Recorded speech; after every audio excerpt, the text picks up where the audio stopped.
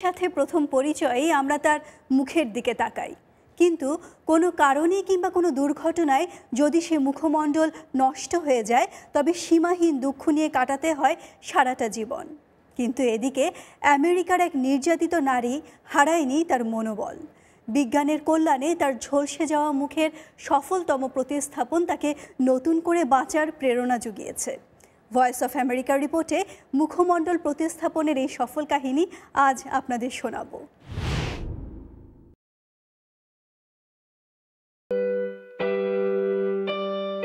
কখনো কখনো মানুষ অপ্রত্যাশিত দুর্দশার মুখোমুখি হয়ে অবিশ্বাস্য সাহসের পরিচয় দিয়ে থাকে।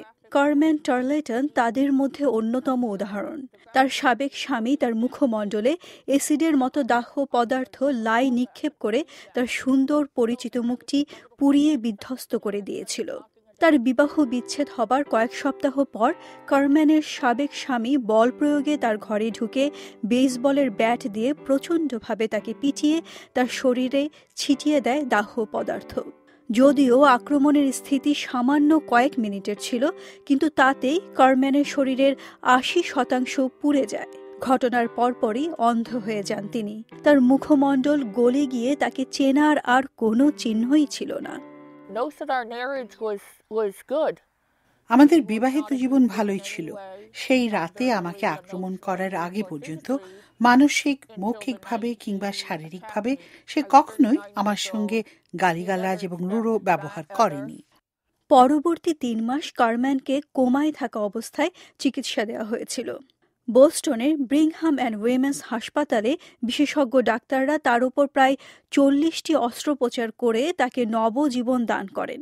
কিন্তু জীবনের সেই অন্ধকারময় সময়টাতে কারম্যান তার বেঁচে থাকার আশা হারায়নি।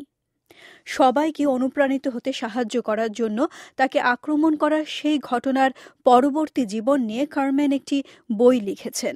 তিনি তার আক্রমণকারীকেও ক্ষমা করে দিয়েছেন, যে এখন যাবজ্জীবন কারাদণ্ডের শাস্তি ভোগ করছে।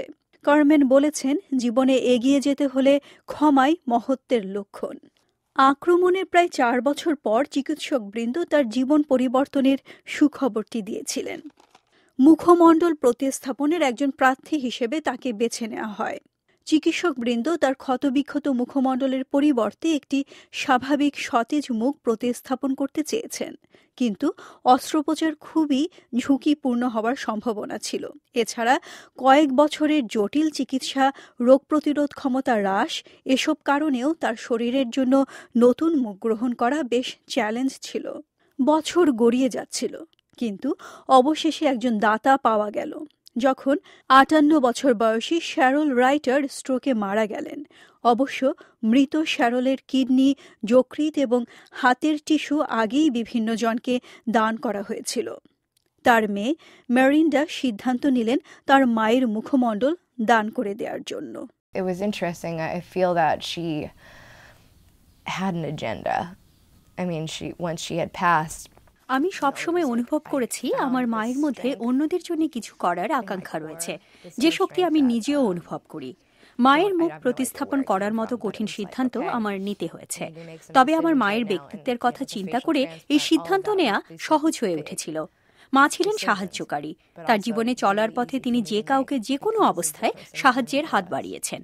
ব্রিংহাম অ্যান্ড উইমেন্স হাসপাতালের চিকিৎসকবৃন্দ দীর্ঘ ১৭ ঘণ্টা ব্যাপী এক কঠিন অস্ত্রোপচারের মাধ্যমে কারম্যানের মুখে শ্যারলের মুখ সফলভাবে প্রতিস্থাপন করতে সক্ষম হন।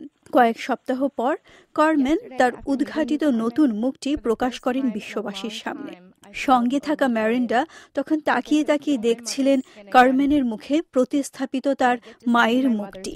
কারম্যানের উদ্দেশ্যে মেরিন্ডা বলেন, And through you I get to see my mother live on. দীর্ঘদিন পর গতকাল যখন আপনার সাথে আমার প্রথম দেখা হলো, আমি আমার মায়ের শরীরের স্পর্শ অনুভব করছিলাম।